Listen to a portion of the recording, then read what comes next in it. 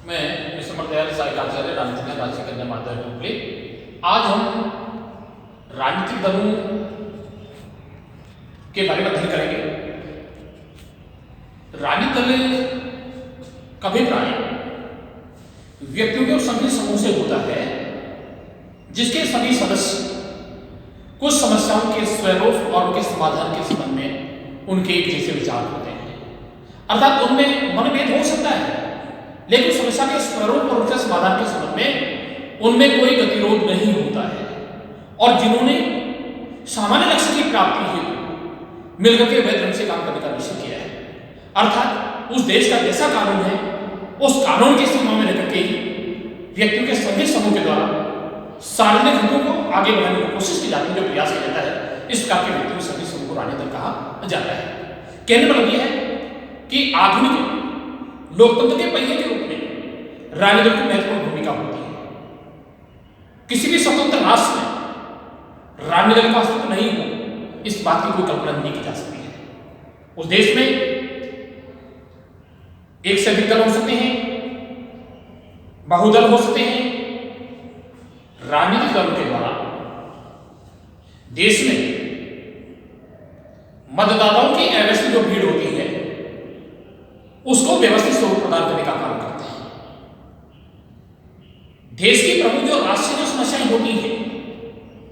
जो क्षेत्रीय समस्याएं होती हैं, जो प्रादेशिक समस्याएं होती हैं, जो स्थानीय स्तर की जो प्रॉब्लम्स होती हैं, जो समस्याएं होती हैं, अर्थात सरकार के सामने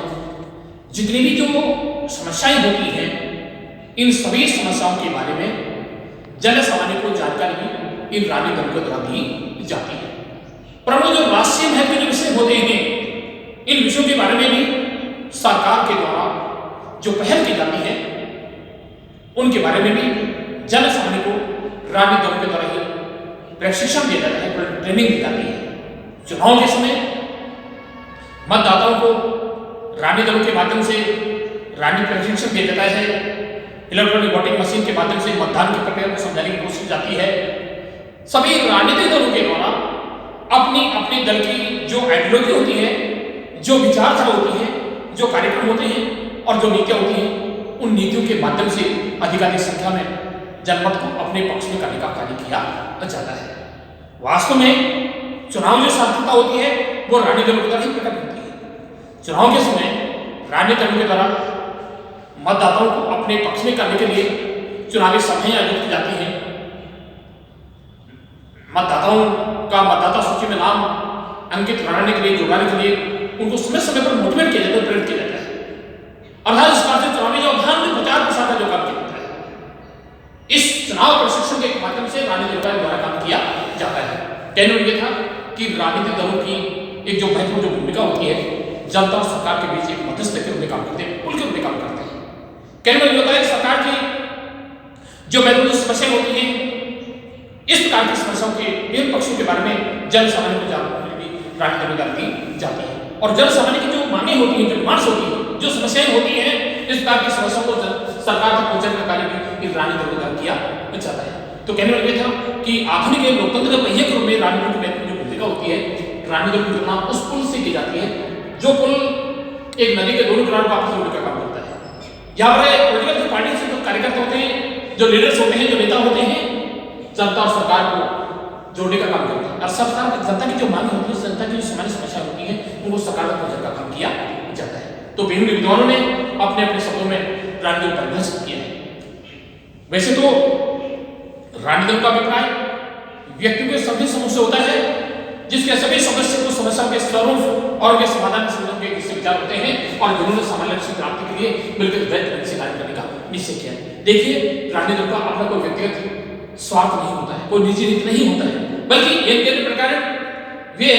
जनहित को आगे बढ़ाने के सदैव प्रयत्नशील रहते हैं, संगठित रहते हैं। संगठन का ये होता है कि उनमें अनुशासन पाया जाता है, उनके अपने पदाधिकारी होते हैं, उनकी अपनी कार्य व्यवस्था होती है। जब भी किसी पॉलिटिकल पार्टी के कार्यकर्ता के द्वारा दलगत नीतियों का वायलेशन कहता है, दलगत नीतियों का उल्लंघन कहता है, अर्थात दल की विचारधारा के विरुद्ध काम किया जाता है, तो संबंधित दल के जो केंद्रीय जो दल होता है, उस राष्ट्रीय पार्टी के नेता के द्वारा उस कार्यकर्ता के विरुद्ध अनुशासन कार्रवाई जाती है, अर्थात कई बार उसे दलगत राजनीति से उस दल के सदस्य व्यवस्था उसकी समाप्त कर दी जाती है। तो आज बात करते हैं भिन्न विद्वान की तरह राजनीति में परिभाषा दी गई है। नंबर 1 न्यूमैन के संबंध में। न्यूमैन के संबंध में राजनीतिक दल का अभिप्राय एक स्वतंत्र समाज में उस व्यक्ति के संघीय समूह से होता है जिसके सभी सदस्य कुछ समस्याओं के स्वरूप और उसके समाधान के संबंध में जिस विचार होते हैं। अब जो जन समिति में भाग लेकर के अपने कुछ सदस्य को सरकारी पदों पर भेजना चाहते हैं। आए दिन जब भी देश में चुनाव होते हैं, सभी राजनीतिक दलों के द्वारा चुनाव में अपने कार्यकर्ताओं को प्रत्याशी बनाया जाता है और उनको जिताने के भरसक प्रयास किए जाते हैं। जिस पॉलिटिकल पार्टीज को एक निश्चित बहुमत प्राप्त हो जाता है, निश्चित बहुमत का मतलब आशय यह है कि सरकार बनाने के लिए जितने विधायक या जितने सांसद निर्वाचित होने चाहिए, यदि उतनी संख्या में, उतनी मेजॉरिटी में, उतनी बहुमत में यदि सभी दल को अगर बहुमत प्राप्त हो जाता है, उस दल के द्वारा सरकार का गठन किया जाता है। तो न्यूमैन के द्वारा जो परिभाषा दी गई है, इन्होंने परिभाषित करके कहा कि राजनीतिक दल का अभिप्राय एक स्वतंत्र समाज में नागरिकों के उस वैसे समुदाय से होता है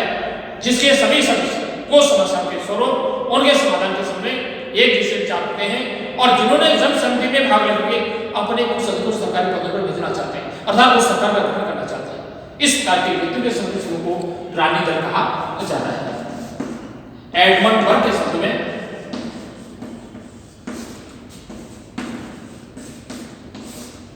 एडमंड बर्ग के शब्द में राजनीतिक परिभाषा दी गई है। राजनीतिक दल का अभिप्राय व्यक्तियों के एक ऐसे असंख्य समूह से होता है जो सदैव एक राजनीतिक संस्था की बात करता है, एक राजनीतिक आईने में काम करता है और चुनाव में भाग लेकर के, जन समिति में भाग लेकर के शासन सत्ता पर अपना आधिपत्य स्थापित करना चाहते हैं, शासन सत्ता को हथियाना चाहते हैं, सरकार का गठन करना चाहते हैं। कहने लगे था कि जो सदैव राजनीतिक पॉलिटिकल पार्टी के रूप में काम करते हैं, एक राजनीतिक संस्था में काम करते हैं और जब भी देश में चुनाव होते हैं, इलेक्शन होते हैं, इन चुनाव के दौरान अपने प्रत्याशियों को हर संभव जिताने का प्रयास करते हैं और चुनाव में बहुमत प्राप्त कर उनका उद्देश्य केवल यही रहता है कि सरकार का गठन किया जाए। तो जो व्यक्तियों का एक प्रकार का संघ समूह जो राजनीतिक संस्था के साथ काम करते हैं और जन समिति में भाग लेकर अपने उस सदस्य को सरकारी पद पर भेजना चाहते हैं। गिलक्राइस्ट के समूह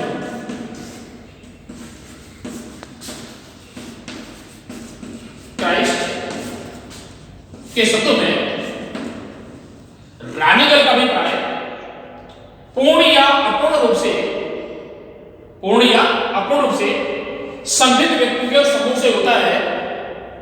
जिसके सदस्य सदैव जनहित को आगे बढ़ाने के लिए प्रयत्नशील रहते हैं और एक राजनीतिक संस्था के बाद काम करते हुए शासन सत्ता को हथियाना चाहते हैं, सरकार बनाना चाहते हैं। इस प्रकार के व्यक्तियों के संघ समूह को राजनीतिक दल कहा जाता है। तो वैसे तो राजनीतिक दल का अभिप्राय व्यक्तियों के उस संघीय समूह से होता है। संगठन का मतलब यहाँ पर आशय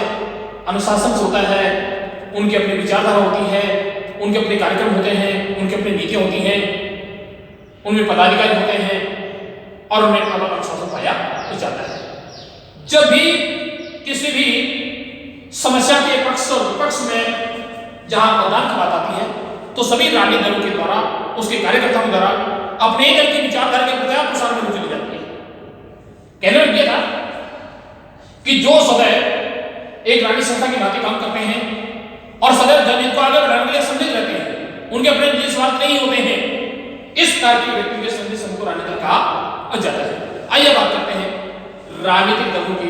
प्रमुख कार्य। जैसा कि आधुनिक लोकतंत्र के पहिए के रूप में राजनीतिक की एक भूमिका होती है, अर्थात किसी भी स्वतंत्र समाज में, किसी भी स्वतंत्र राष्ट्र में कोई भी राजनीतिक दल नहीं हो, इस बात की कोई कल्पना नहीं की जा सकती है। ऐसा कोई देश नहीं हो सकता है जिसमें जनता का शासन हो और वहां पर किसी भी दलगत राजनीति का वर्चस्व नहीं हो, दलगत पॉलिटिक्स का अस्तित्व नहीं हो। आइए आधुनिक लोकतंत्र पहिए को में राजनीतिक दल किस प्रकार का काम किया जाता है। नंबर 1 शासन का संचालन।